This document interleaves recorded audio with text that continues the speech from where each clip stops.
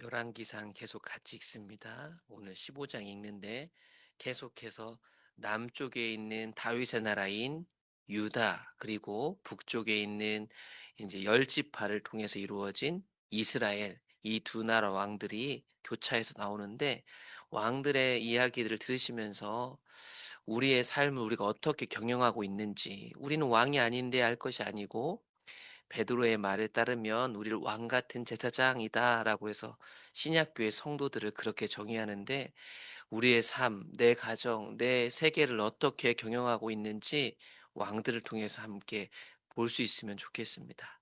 오늘 15장을 읽으면서 저는 개인적으로 무엇을 이루는 것보다 항상 그리고 마지막까지 하나님과 함께하는 것이 훨씬 중요한 것이 신앙 아닌가. 오늘 15장을 같이 읽어보겠습니다.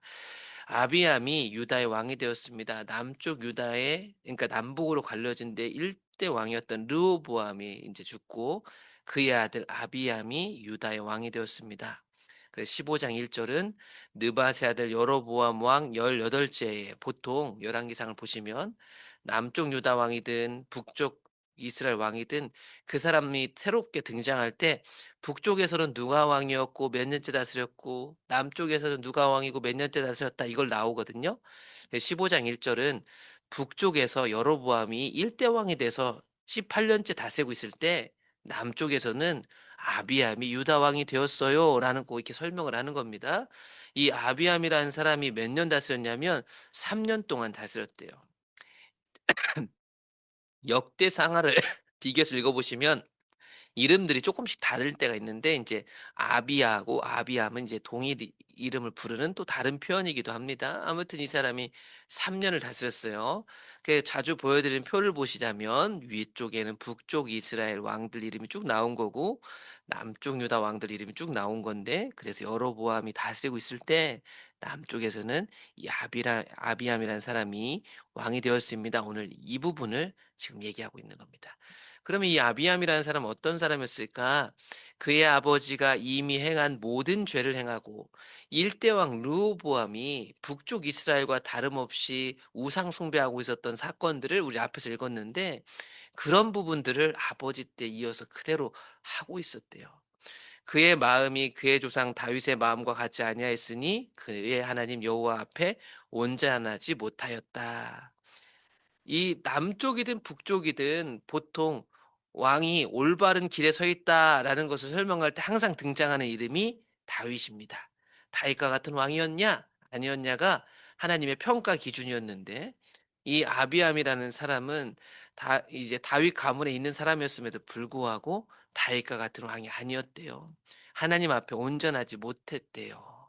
그런데 그럼에도 불구하고 어떤 일이 벌어졌냐?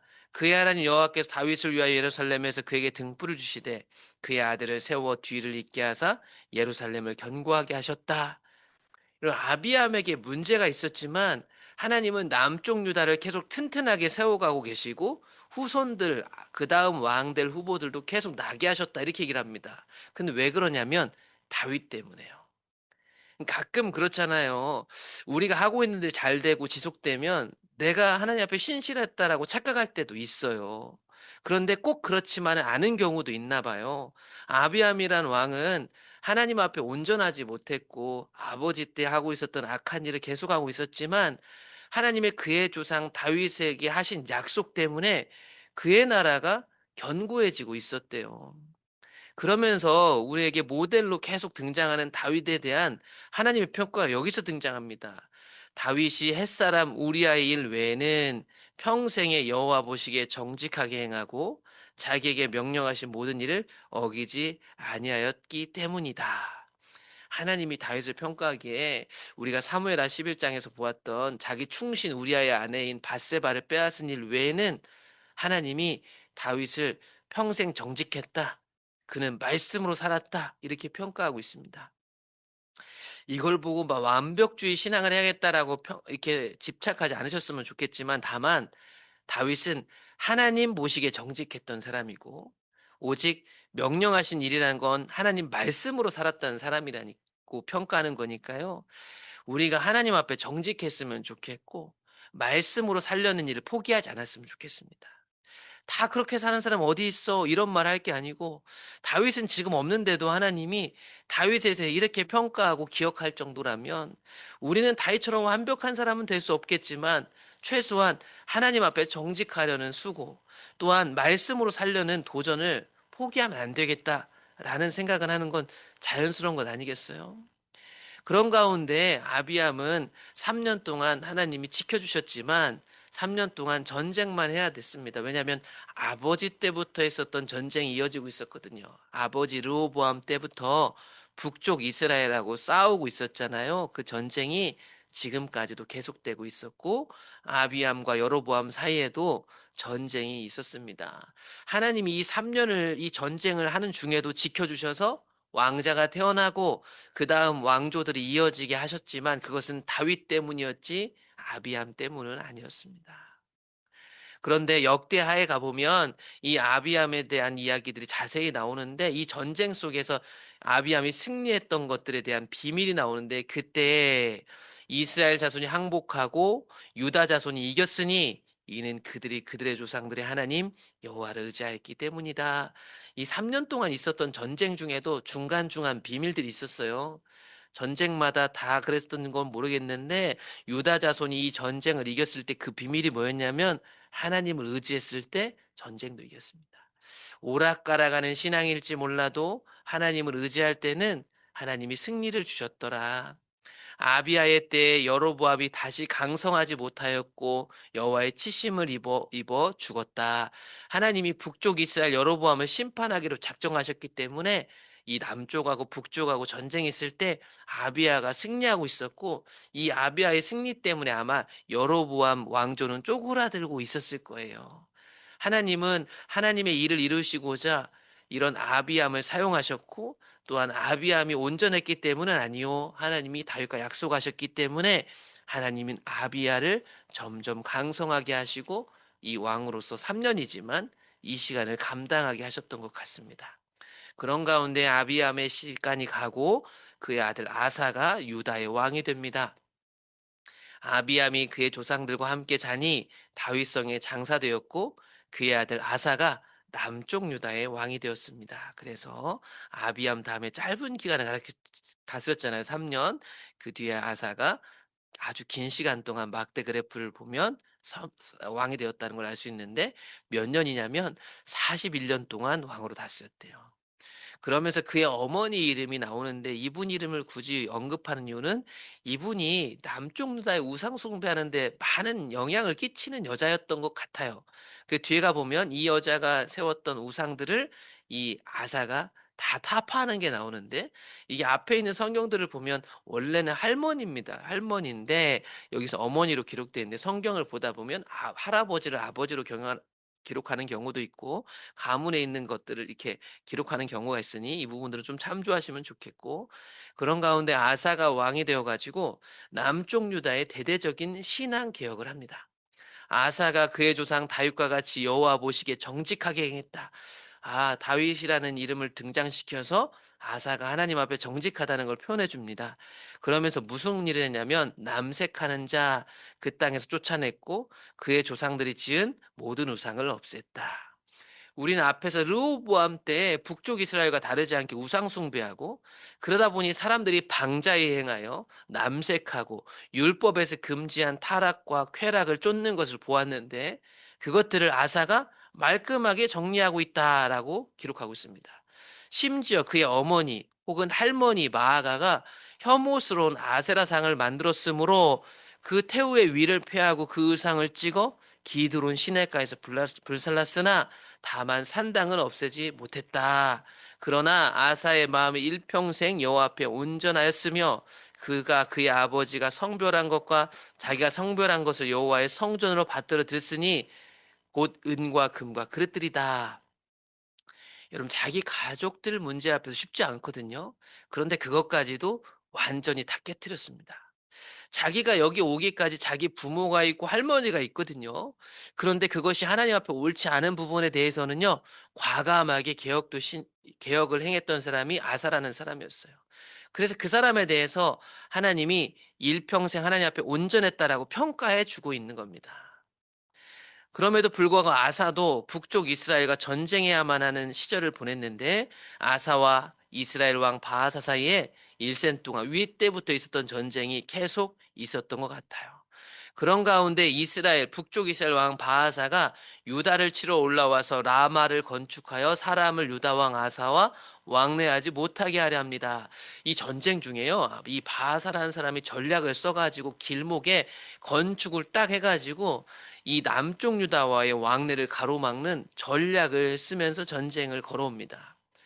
그런 가운데 이 아사가 이 전략으로 인해서 곤경에 빠지자 어떤 일을 하냐면 여호와의 성전 곳간에 그동안 모아놨던 은금과 보물을 가져다가 다메섹에 거주하고 있는 아람 왕 이방 사람을 의지하기 시작합니다. 그래서 아람의 왕 이 베나닷에게 이 보물을 보내면서 이렇게 얘기를 합니다. 나와 당신 사이에 약조가 있고 내 아버지와 당신의 아버지 사이에도 있었습니다. 내가 당신에게 은금 예물을 보냈으니 와서 이스라엘 왕 바하사와 세운 약조를 깨뜨려서 그가 나를 떠나게 해주세요. 복잡한 내용 같지만 남과 북이 이렇게 전쟁을 하면서 그 옆에 있는 외국인 아람 왕이 있는데 이 사람을 개입시켜 가지고 지금 북쪽 이스라엘 왕을 이제 몰아내려는 계획을 세우는 겁니다. 지금 아사 왕이요 사람 왕을 의지하고 있는 거예요. 베나닷이 아사 왕의 말을 듣고 그의 군대 지휘관들을 보내서 이스라엘 성읍들을 치기 시작했습니다. 이스라엘과도 아마 조약이 맺어 있었을 텐데 이 뇌물 받고요. 이 세운 약조 깨뜨리고 지금 공격하기 시작하는 거예요. 그것 때문에 바하사가 지금 여기 유다하고 전쟁하면서 여기 건축해 갖고 이 왕래를 막고 공격하려고 하는데 이걸 멈추고 돌아갈 수밖에 없었습니다. 이에 아사 왕이 온 유다에 명령을 내려 한 사람도 모면하지 못하게 하여 바하사가 라마를 건축하던 돌과 제목을 가져오게 하고 그것으로 베냐민의 게바와 미스바를 건축했다. 그래서 이 건축하는 일을 멈추고 다 중단시키고 그것을 빼앗아 올 수 있었습니다. 그러니까 아람 왕을 통해서 일단 문제는 해결된 겁니다. 그런데 이 문제 해결이 온전치 못했던 것 같습니다. 이제 나중에 뒤에 볼 텐데.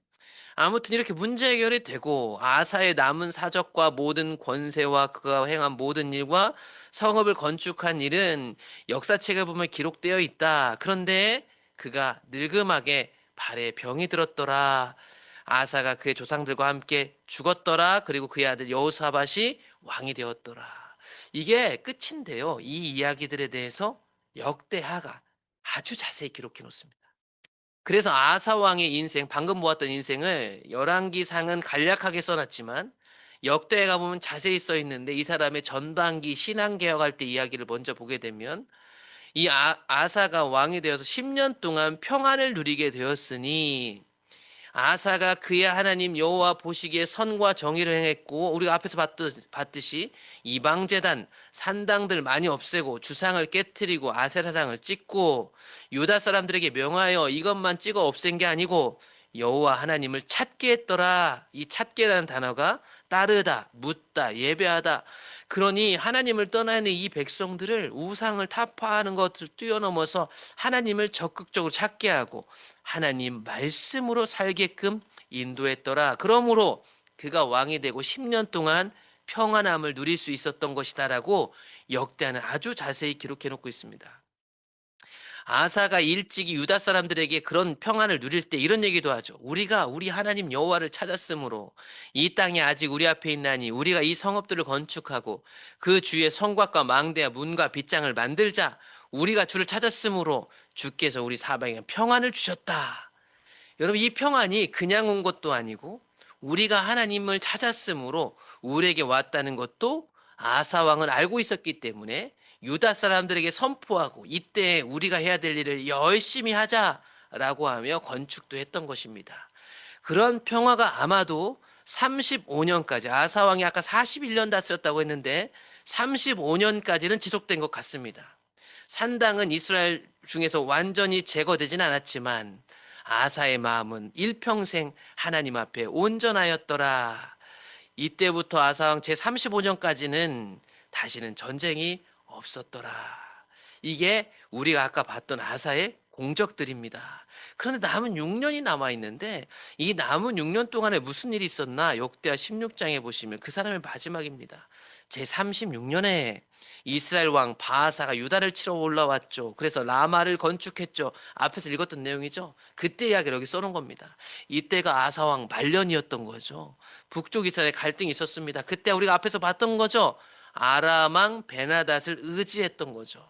앞에 있는 내용 똑같이 써놨습니다. 베나닷이 그래서 아사 왕의 말을 듣고 와서 쳐가지고 이 일들에 성공적으로 문제를 해결했죠.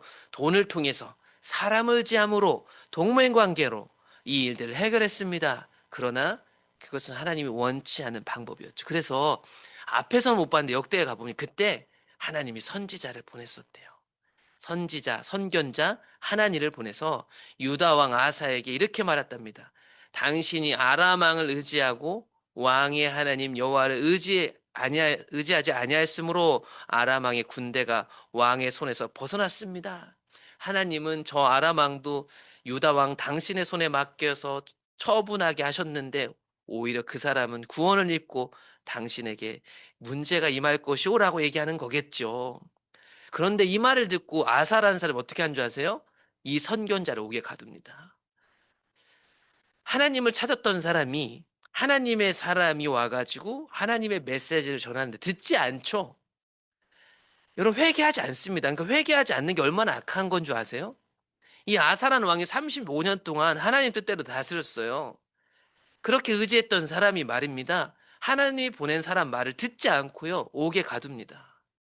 게다가 그의 말에 크게 노하였기 때문에 왜 가졌을 뿐만 아니라 아마 그 당시에 이 선견자만 와서 얘기한 게 아닌 것 같아요. 아사가 또 백성 중에 몇 사람을 학대했대요. 이 사람 왜 학대당했을까요? 먼저 학대당한 옥에 갇힌 선견자를 생각해 본다면 아마 하나님의 뜻대로 말하는 사람들은 아마 옥에 가두고 학대했을 거예요. 자기가 힘이 있으니까. 오늘날에 똑같습니다. 하나님 말씀이 혹은 주변에 있는 환경이 나에게 말을 걸어와도 우리가 갖고 있는 힘으로 그걸 확대하고 감옥에 가두면서요 외면할 수 있어요. 그러므로 아사가 왕이 된 지 39년에 발이 병들어 매우 위독하였으나 그때도 어떻게 했나? 그가 하나님께 묻지 아니하고 의원들에게 구하였다. 여러분 병원 가는 게 잘못했다는 게 아니고요. 우선순위를 얘기하는 거예요. 우선순위. 나에게 이 문제가 발생했을 때 이게 뭐 하나님 날 때렸다 이걸로 뭐 보라는 게 아니라 이 문제 속에서 하나님 얘기하실 수 있잖아요. 하나님이 뭐라고 하시느냐는 아사왕은 이제 관심이 없어요. 선견자를 옥에 가둘 정도니까. 그저 내가 사용할 수 있는 방편들이 있었죠. 손쉽게 사용할 수 있는 아람왕이 있었고 나에겐 돈이 있었고 최고급 의사들이 있었죠. 아사가 그런 가운데 이 병을 회복하지 못하고 아마 죽었던 것 같습니다. 이게 우리가 앞에서 읽었던 아사 왕에 대한 구체적인 이야기들이에요. 그러면서 그럴 때 북쪽에서는 여로보암의 아들 나답이 북쪽 이스라엘 왕이 되었답니다. 유다 왕 아사 왕 2년에 북쪽에서는 나답이 이스라엘 왕이 돼서 2년 동안 다스렸죠. 하나님은 이 여로보암의 왕조를 멸망시키겠다고 했지만 아직 멸망하지 않고 그의 아들이 나답 왕이 돼서 2년 동안 다스리게 됩니다. 그래서 2년 동안 다스리는데 나답은 어떤 왕이었냐? 아버지하고 똑같은 왕이었죠. 아버지 여로보암처럼 금송아지 숭배하는 사람입니다. 그가 이스라엘에게 범죄하게 하고 있었습니다. 이에 이사갈 족속 아이야의 아들 바하사라는 사람이 일어나서 여로보암 왕조를 반역합니다. 그를 모반하여 블레셋 사람에게 속한 기브온에서 그 왕을 죽이게 됩니다. 유다의 아사왕 셋째 해에 바하사가 나답을 죽이고 대신하여 왕이 되고 왕이 될 때에 여로보암 가문에 있는 왕자들을 다 죽였더라. 이런 일이 왜 벌어졌는가? 하나님께서 그의 종 실로 사람 아이야를 통해서 하신 말씀대로 된 것이었더라. 그래서 우리는 열왕기상 14장에서 하나님이 아이야를 통해서 여로보암 가문을 어떻게 할 것인지를 이제 병든 아비야를 어떻게 될까 보냈을 때 들었던 얘기였는데 이대로 지금 그 다음 나답이 왕이 됐을 때 일어나고 있었던 일입니다. 이것은 여로보암이 범죄하고 또 이스라엘에게 범하게 한 죄 때문이다. 그가 이스라엘의 하나님 여호와를 노엽게 한 일 때문이다.